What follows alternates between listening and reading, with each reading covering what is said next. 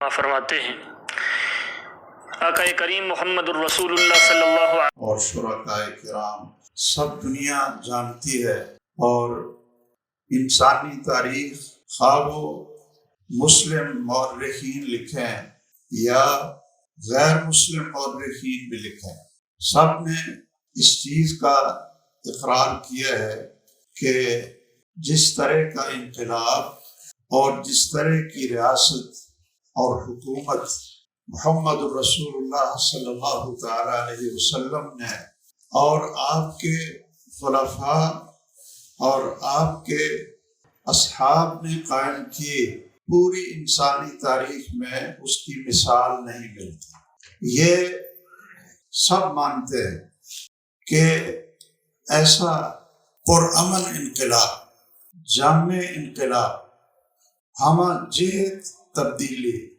اور زندگی کے تمام شعبوں میں سب سے خوبصورت معیار اگر انسانی تاریخ میں قائم ہوا ہے تو وہ محمد الرسول اللہ صلی اللہ علیہ وسلم اور آپ کے خلفائے راشدین نے کیا ہے۔ اور یہ انقلاب اتنا جامع اور ہمہ جہت ہونے کے باوجود اس میں نقصان بہت کم ہوا۔ دنیا میں انقلاب آئے، مزدوروں کے حقوق کے لیے لوگوں کو جانیں دینی پڑی، اور آزادی اور جمہوریت کے نام پر اپنے اپنے ملکوں کی ان کا غلبہ اور اقتدار کے نام پر اور مذہبی منافرت کے نام پر جو جنگیں ہوئیں، ایک جنگ کا نام جنگ عظیم اول اس کو کہا جاتا ہے، اس میں کوئی جامع انقلاب نہیں آیا تھا۔ ہاں ٹھیک ہے، صنعتی انقلاب آئے، مختلف ریاستیں بنی، ان کے تحفظ کی بات کی گئی، لیکن شاید آپ نے کبھی سوچا ہو کہ اس ایک جنگ میں 76 لاکھ انسان اس انقلاب کا ایندھن بنے، 76 لاکھ انسانوں کی جانیں گے۔ اور آپ مسلمان تو اس بات پر یہ فخر کے حقدار ہیں کہ جو محمد الرسول اللہ صلی اللہ علیہ وسلم خوبصورت اور ہمہ جہت انقلاب لائے، جس میں اللہ کے حقوق، اللہ کے پیغمبروں کے حقوق، اللہ کی کتابوں کے حقوق، انسانوں کے حقوق، مردوں کے، خواتین کے، بچوں کے، مزدوروں کے، بلکہ جانوروں کے حقوق، پرندوں کے حقوق، درختوں کے حقوق، اور نومولود پیدا ہونے والے بچوں کا تحفظ اور ان کے حقوق، حیوانوں کے، جانوروں کے حقوق۔ اگر کسی نے ان سب کو تحفظ دیا ہے تو وہ محمد الرسول اللہ صلی اللہ علیہ وسلم کا انقلاب تھا، اور اس میں اس انقلاب کو قائم کرنے میں، برپا کرنے میں، صرف آپ کو اگر یاد ہے تو کوئی صاحب سیرت کے بڑے پروگرام آپ نے سنے، اور اس میں شاید یہ بھی آپ نے سنا ہوگا کہ صرف رسول اللہ صلی اللہ علیہ وسلم کے دور میں جو غزوات اور جنگیں ہوئیں، چھوٹے اور بڑے سب کو ملا کر ان کی تعداد کیا تعداد ہے؟ 82 ہے۔ رحمت للعالمین کے مصنف نے، اب آپ یاد رکھیں، 82 جنگیں لڑی، غزوات اور باقی جو آپ نے لشکر بھیجے ان سب کو شامل کر کے، اور جنگ عظیم ایک جنگ ہوئی، 76 لاکھ انسان وہ اس کا ایندھن بنے، اور یہ 82 جنگیں لڑی محمد الرسول اللہ صلی اللہ علیہ وسلم نے، اور کتنے انسان اس میں قتل ہوئے، مسلمان شہید ہوئے، اور کافروں کی طرف سے جو لوگ مارے گئے، ان دونوں کو جمع کر کے ٹوٹل تعداد آپ سنیں گے تو حیران ہو جائیں۔ اگر آپ کو یاد ہے تو بتا دیں تاکہ سامعین پھر بھولیں گے نہیں۔ میں اصل میں اپنے درس میں کئی دفعہ سوال کی شکل میں سامنے رکھتا ہوں، پھر ساتھی بولتے نہیں۔ 1018 259 صرف مسلمان شہید ہوئے، 259، اور 759 کافر مارے گئے۔ کتنی جنگوں میں؟ 82 جنگوں میں۔ چلیے، ہمارے ہاں تو سعادت ہے، سعادت ہے۔ یہ 259 شہید ہوئے اور سیدھے جنت میں گئے، اور 759 کافر وہ ہلاک ہوئے۔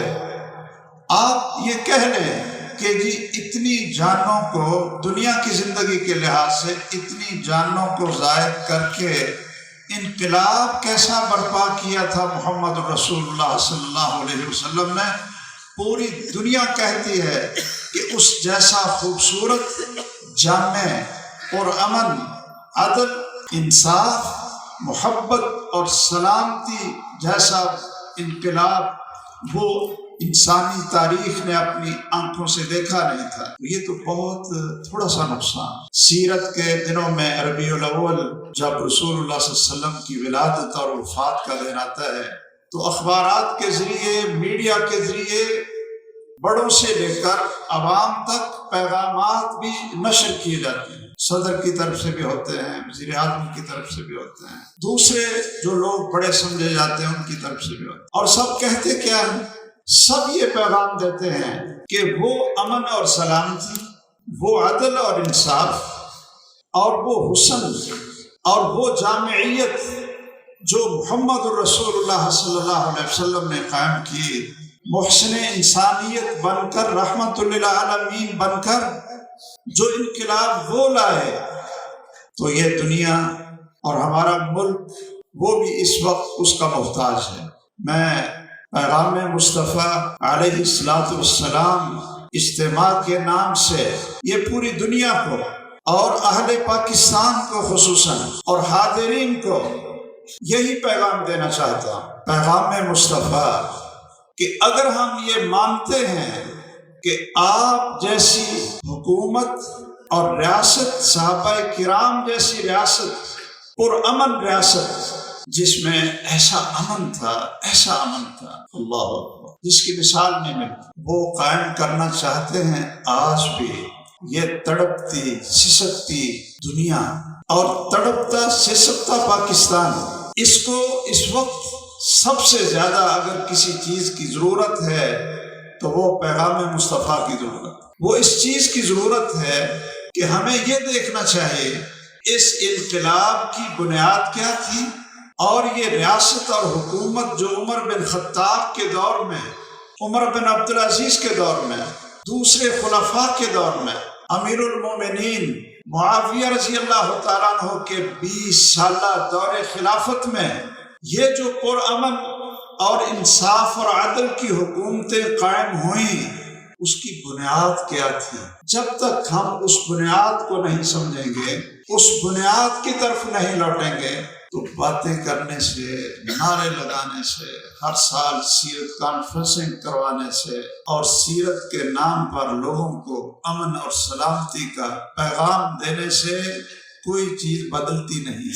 عمل سے ہر چیز بدلتی ہے، اللہ ذوالجلال اس میں تبدیلی پیدا کرتا ہے۔ پیغام مصطفیٰ کو آپ دیکھنا ہے تو سب سے پہلا پیغام اور اس انقلاب کی سب سے پہلی اینٹ اور سب سے بڑی مضبوط بنیاد وہ کیا تھی؟ سب سے پہلا پیغام کیا تھا؟ یا ایھا الناس قولوا لا الہ الا اللہ تفلحوا۔ سب سے پہلا پیغام کیا تھا؟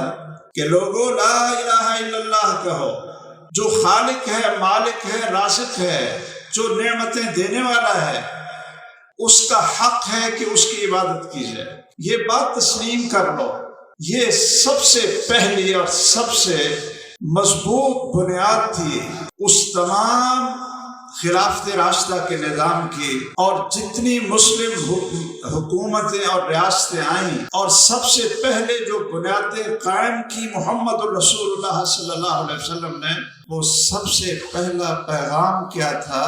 لا الہ الا اللہ، توحید کا پیغام تھا۔ ایک اللہ کی عبادت کرو، اللہ کے ساتھ کسی کو شریک نہ بناؤ۔ اور یہ دعوت، یہ پیغام مصطفیٰ سارے رسولوں کا پیغام ہے، اور یہ پیغام اہل حدیث منہج رکھنے والے وہ بھی تمام انسانیت کو اور تمام لوگوں کو یہی پیغام دیتے ہیں کہ آئیے اس کو بنیاد بنائیں، توحید کو بنیاد بنائیں۔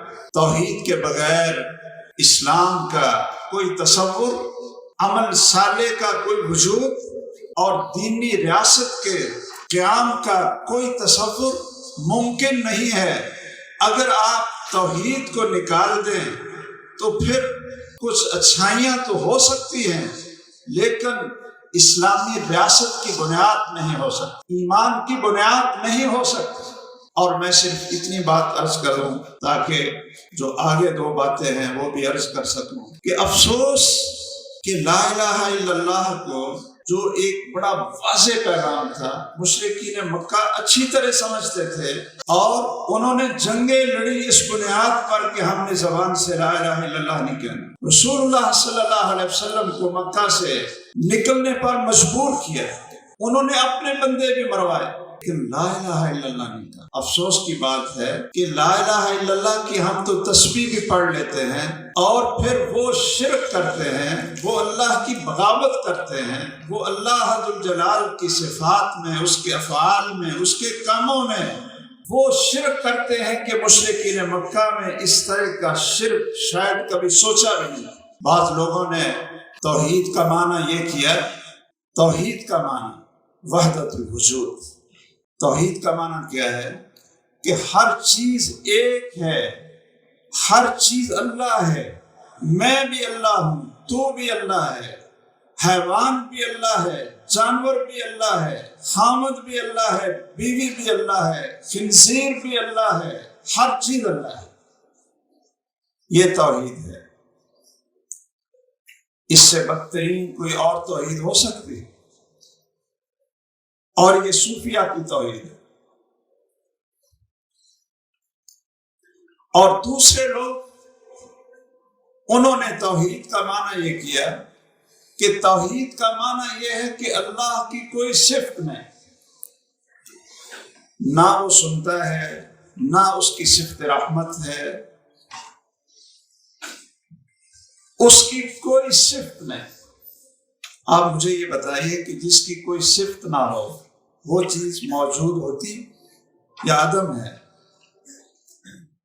اس لیے شیخ الاسلام ابن تیمیہ رحمہ اللہ، ان کا بڑا ایک خوبصورت جملہ ہے، وہ فرماتے ہیں کل معطل یعبد عدما وکل مشبہ یعبد الصنم، کہ جو اللہ کی صفات کا منکر ہے وہ عدم کی عبادت کرتا ہے، یعنی کوئی چیز ہی نہیں۔ جہم بن صفوان سے کسی نے پوچھا صف لنا ربک، کہ بتاؤ جس رب کو ہم سجدہ کرتے ہیں، جس کے لیے نمازیں پڑھتے ہیں، جس کے لیے راتوں کو تہجد میں روتے ہیں، قرآن کی تلاوت کرتے ہیں، صف لنا ربک، بتائیے وہ رب کیسا ہے؟ وہ پریشان ہو گئے، اس لیے کہ یہودیوں کا شاگرد تھا، اور یہودی اللہ ذو الجلال کے اسماء اور صفات کے منکر تھے۔ اس سے پوچھا کہ بتاؤ جس رب کو سجدہ کرتے ہیں اس کی کوئی صفت بتاؤ، کیسا ہے وہ اللہ؟ ویسے کوئی آپ سے پوچھے کہ صف لنا ربک، کہ آپ بتاؤ تمہارا خالق اور تمہارا معبود کیسا ہے، تو آپ کیا کہیں؟ کیوں نہیں؟ یہ سوال کوئی مشکل ہے؟ آپ کیا کہیں؟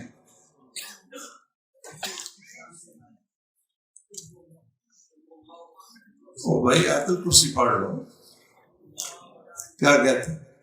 پڑھو۔ یہ کیا ہے ساری آیت الکرسی؟ کوئی پوچھے آپ سے، کوئی ہم سے پوچھے صف لنا ربک، ہم کہیں گے اللہ لا الہ الا هو الحی القیوم لا تأخذه سنة ولا نوم له ما في السماوات وما في، یہ پوری آیت پڑھ دیں۔ آپ سورۃ الحشر کی آخری 3 آیتیں پڑھ دیں، آپ سورۃ اخلاص پڑھ دیں، سورۃ فاتحہ پڑھ دو۔ اس سوال کا جواب تو مشکل ہے، لیکن ایسے کلمہ پڑھنے والے، لا الہ الا اللہ پڑھنے والے کو موت پڑ گئی جب اس سے کہا کہ اپنے رب کا تو بتاؤ کہ رب کیسے، تو وہ اپنے گھر میں داخل ہوا، 40 دن تک وہ باہر نکلا ہی نہیں، نماز بھی نہیں پڑھی اس نے آ کر، 40 دن تک۔ اور 40 دنوں کے بعد نکلا تو پوچھا تو کہا الذات المجردہ، وہ ایک ذات ہے جو ہر صفت سے خالی ہے، یہ ہے رب۔ لیکن انبیاء کی توحید اور صحابہ کرام کی توحید، اہل سنت کی توحید وہ ہے جو پورا قرآن ہے، جو محمد رسول اللہ صلی اللہ علیہ وسلم کی احادیث ہے۔ ویسے آپ لوگ خوش ہو جائیں، اللہ کا شکر ادا کریں کہ اللہ نے اپنی پہچان توحید کا عقیدہ نکھارنے کے لیے کروائی، اور آسان الفاظ میں۔ ہم ایک دفعہ تھرپارکر کے علاقے میں گئے، ساتھیوں نے کہا جی کبھی مندر میں جا کر دیکھا نہیں کہ ہندو وہ اپنے معبودوں کی پوجا کیسے کرتے ہیں۔ اسلام کوٹ میں تھے، میں اور محترم مولانا نجیب اللہ طارق صاحب حافظہ اللہ، ہم ساتھیوں کے ساتھ ایک مندر میں گئے، ہمارے ساتھ کچھ شاگرد تھے، تو وہ طلبہ اور بچوں کو آپ جانتے ہی ہیں، ایک نے وہ مندر میں داخل ہوتے ہی وہ بیل بجائے، وہ جو گھنٹی ہوتی ہے نا وہ بجائے۔ اب ادھر سے ہم نے پیغام بھیجا تھا، جو اس کا متولی تھا کہ آپ سے ملنا ہے، ملاقات کرنی ہے، آپ کا ہم یہ مندر دیکھنا چاہتے ہیں، آپ لوگ کیسے عبادت کرتے ہیں، کس رب کی اور کس معبود کی عبادت کرتے ہیں، وہ کیسا ہے، یہ معلومات لینا چاہتے ہیں۔ ادھر سے وہ متولی آگے، اس نے کہا کہ یہ تو آپ نے بہت بڑی زیادتی کی ہے، بڑا جرم کیا آپ نے۔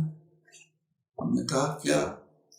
کہتے یہ جو بیل بجائی ہے نا، تو اب آپ کو ہاتھ جوڑ کر اور سر جھکا کر نیچے ہو کر سجدے کی شکل میں اب آپ کو ان کو پرنام کرنا پڑے گا۔ اگر آپ نے اس بیل بجانے والے نے ہاتھ جوڑ کر سر جھکا کر احترام کی شکل نہ بنائی، تعظیم نہ کی، تو پھر مندر سے نکلنے سے پہلے اس کا بازو یا ٹانگ ٹوٹی ہوگی، اور آپ ہمارے مہمان ہیں، ہمیں اس چیز کا افسوس ہوگا کہ آپ کا نقصان ہوگا۔ اس نے کہا کہ یہ ہمارے جو سامنے آپ کو مورتیاں صورتیاں وہ انہوں نے لگائی ہوئی تھیں، بندروں کی، سانپوں کی، شیر کی، بلیوں کی، لومڑیوں کی شکلیں انہوں نے سامنے تصویریں لگائی۔ کہنے لگا کہ یہ تو آرام کر رہے تھے، یہ آرام کر رہے تھے، سو رہے تھے، آپ لوگوں نے بیل بجا دی، اب یہ تیار ہو کر انتظار میں ہیں کہ آپ کو جو حاجت اور ضرورت ہے پہلے تعظیم کا انداز اختیار کرو اور پھر مانگو جو مانگنا ہے۔ اب یہ انتظار کر رہے ہیں، آپ نے ان سوئے لوگوں کو، آرام کرنے والوں کو اٹھایا، اب اگر آپ سجدہ نہیں کریں گے، ہاتھ نہیں جوڑیں گے تو آپ کی ٹانگیں ٹوٹیں۔ ہم نے کہا چلیے بیٹھتے ہیں، دیکھتے ہیں، اللہ فضل کرے گا، آپ پریشان نہ ہوں ہم سے۔ تو غلطی کی ہے بچے نے، بیٹھ گئے۔ اور ایک اس کا بیٹا بھی تھا جو اس نے بتایا کہ یہ میرا بیٹا یہ وکیل بن رہا ہے۔ تو میں نے یہی بات شروع کر دی کہ آپ جن کی عبادت کرتے ہیں، آپ کہہ رہے تھے کہ وہ سوئے ہوئے تھے، آرام کر رہے تھے، بیل دی ہے تو وہ اٹھ کر تیار ہو کر سامنے آ گئے ہیں، اب آپ کو تعظیم کرنی پڑے گی ورنہ وہ یہ نقصان کر دیں گے۔ تو میں نے کہا چلو ایک بہانہ تو مل گیا ہے۔ تو میں نے صرف اپنے رب کے بارے میں کہ جس کو ہم پوچھتے ہیں اور جس کو ہم مانگتے ہیں، وہ اتنا مہربان ہے، اتنا مہربان ہے کہ ہم اس کی ہر روز نافرمانیاں کرتے ہیں، وہ پھر بھی ہماری ٹانگیں نہیں توڑتا، اتنا مہربان۔ اس کی مخلوق اس سے شرک بھی کرتی ہے، اس کو گالیاں بھی دیتی ہے، اور خود اللہ کہتے ہیں کہ یسبنی ابن آدم یشتمنی ابن آدم، کہ یہ ابن آدم کو دیکھو کہ یہ نطفہ تھا، یہ ہے کیا تھا، جب اس کو زبان ملی ہے تو یہ مجھے گالیاں دیتے۔ میں نے کہا کہ یہ لوگ تو بڑا اللہ کو ناراض کرتے ہیں، لیکن اللہ تعالیٰ پھر بھی ان کو دیے جا رہا ہے، اتنا مہربان ہے۔ الحمدللہ رب العالمین الرحمن الرحیم مالک یوم الدین۔ میں نے کہا آپ کہہ رہے تھے کہ یہ سوئے ہوئے تھے، آرام کر رہے تھے، اب بیل بجانے سے ہی اٹھ کر آ گئے۔ تو جس اللہ کی ہم عبادت کرتے ہیں تو وہ اللہ لا الہ الا هو الحی القیوم لا تأخذہ سنۃ ولا نوم۔ وہ ہمارا اللہ تو سوتا ہی، وہ تو آرام ہی نہیں کرتا، اس کو ضرورت نہیں پڑتی، آرام میں ہے۔ لا یعودہ حفظہما، ساتوں آسمانوں کی مخلوق کی حفاظت کر رہا ہے، ہر آن، ہر لمحہ، ہر شان اس کی الگ ہے، لیکن اس کو نہ سونے کی ضرورت پڑتی ہے، سونا دور کی بات ہے، آرام دور کی بات ہے، اس کو تو اونگ بھی نہیں آتی۔ تو میں نے آیت الکرسی کا ترجمہ بھی ساتھ سنا، بیٹھے چائے پی، ہم چلے گئے۔ پورے 1.5 مہینے کے بعد ہمیں وہاں سے فون آیا کہ وہ جو اس مندر کے سرپرست کا بیٹا تھا نا وکیل، وہ غور سے یہ آیت الکرسی اور جو باتیں میں عرض کر رہا تھا وہ سن رہا تھا۔ 1.5 مہینے کے بعد ہمیں وہاں سے فون آیا کہ اللہ نے اس کو توفیق دے دی۔ وہ اپنے باپ سے سوال کرنے لگا کہ یہ مسلمانوں کا اللہ کیسے، اور ہم نے جو یہ تصویریں بنائی ہوئی ہیں یہ کیسی؟ تو وہ 1.5 مہینے کے بعد اشہد ان لا الہ الا اللہ و اشہد ان محمد عبدہ و رسولہ پڑھ کر اعلامیہ مسلمان ہو۔ اس انقلاب کی بنیاد اللہ کی توحید تھی، اور یہ سب سے بڑی نیکی اللہ کی توحید ہے۔ اس عقیدے کو مضبوطی سے سمجھ بھی لو، جان بھی لو۔ لا الہ الا اللہ کا معنی ہی چلیے جان لیجئے۔ بدترین اس کا مفہوم، اب دیکھیے یہ اس بات کی ویسے نا مجھے سمجھ نہیں آتی کہ کافروں کو، عربی لوگ تھے، لا الہ الا اللہ کا معنی جانتے تھے، اس لیے وہ پڑھتے ہیں۔ ہم نے پڑھ بھی لیا اور اس کا معنی بدل دیا۔ اس کا معنی کیا کیا؟ صوفیوں نے اس کا معنی یہ کیا، لا موجود الا اللہ، جو چیز بھی موجود ہے وہ اللہ ہے۔ لا مطلوب الا اللہ، جو بھی مطلوب ہے، جو محبوب ہے، بلکہ کہتے ہیں جو بھی معبود ہے وہ اللہ ہی ہے۔ اگر کوئی بت کو سجدہ کرتا ہے، کسی قبر سے مانگتا ہے، تو وہ بھی اللہ سے مانگتا ہے۔ اس لیے کہ جو معبود ہے وہ اللہ ہے. یہ لا الہ الا اللہ کا معنی ہے.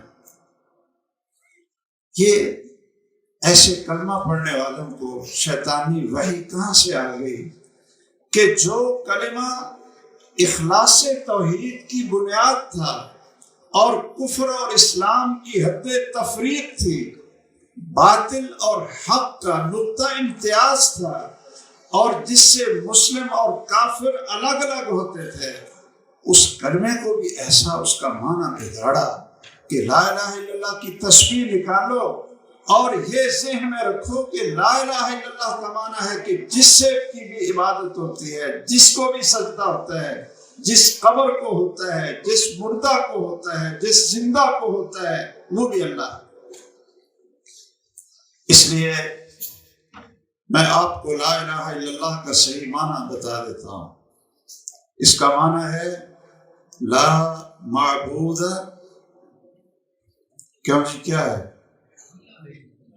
نہیں، لا معبود. ہاں، یہ کچھ ایک آدھی آواز آ رہی ہے. ماشاء اللہ علماء کرام موجود ہیں نا، لیکن یہ ہمارے سارے ساتھیوں سے بھی گزارش ہے کہ لا الہ الا اللہ کا معنی سمجھ. لا معبود بحق الا اللہ. پڑھیے، لا معبود بحق الا اللہ. لا الہ الا اللہ کا معنی کیا ہے؟ لا معبود بحق الا اللہ. جس کی حق کے ساتھ عبادت کی جائے وہ صرف ایک اللہ ہے. بہت سے ہیں جن کی عبادت کی جاتی ہے، معبودان باطلہ لا تعداد ہیں جن کی مشرکین عبادت کرتے تھے اور کرتے ہیں. وہ معبود ہیں ان کے، لیکن بحق نہیں ہے. وہ معبود بالباطل ہیں، بالزور ہیں، بالکذب ہیں. انہوں نے ان کو جھوٹ سے، بہتان سے، باطل سے ان کو معبود بنایا. اور حق کے ساتھ، سچائی کے ساتھ اگر کوئی معبود ہے تو وہ صرف ایک ذات ہے اور وہ اللہ ذو الجلال ہے. یہ وہ بنیاد تھی اس ریاست کی، اس انقلاب کی، جس کی باتیں پوری دنیا کرتی تھی اور مسلم غیر مسلم مورخین کرتے تھے. ہم یہ بنیاد بھول گئے، اور اس بنیاد کی تفصیل محمد الرسول اللہ صلی اللہ علیہ وسلم نے یعلمہم الکتاب والحکمہ، قرآن اور سنت کی تعلیم سے اس کو نکھارا. آپ نے ہجرت کی، ہجرت سے پہلے دار ارقم میں قرآن بھی سکھایا اپنے صحابہ کو اور سنت بھی سکھائی، اور پھر ہجرت کے بعد مسجد نبوی بنائی، اس میں ایک جگہ بنائی صفہ جسے کہتے ہیں، اصحاب صفہ کے نام سے مشہور. وہاں صحابہ کرام کو جہاں نماز پڑھائی، جہاں خطبہ دیا، جہاں درس دیا، جہاں جنازے پڑھائے، وہ یونیورسٹی تھی جس کا نصاب اللہ ذو الجلال نے یعلمہم الکتاب والحکمہ، قرآن و سنت آسمان سے بھیجا تھا، جس کے شاگرد بھی چن کر اس معلم اور محسن انسانیت کو دیے تھے صحابہ کرام، جن کا آپ تذکرہ ہمارے بھائی اور فاضل دوست محترم فضیلت الشیخ عبد الغفار ہمارے ہاں آوان ہوتے تھے، اب یہ مدنی ہے ماشاءاللہ. آپ نے ان سے سنا. یہ صحابہ کرام کو چن کر اس یونیورسٹی کا طالب علم اور محمد رسول اللہ کا شاگرد کس نے بنایا؟ اللہ نے بنایا.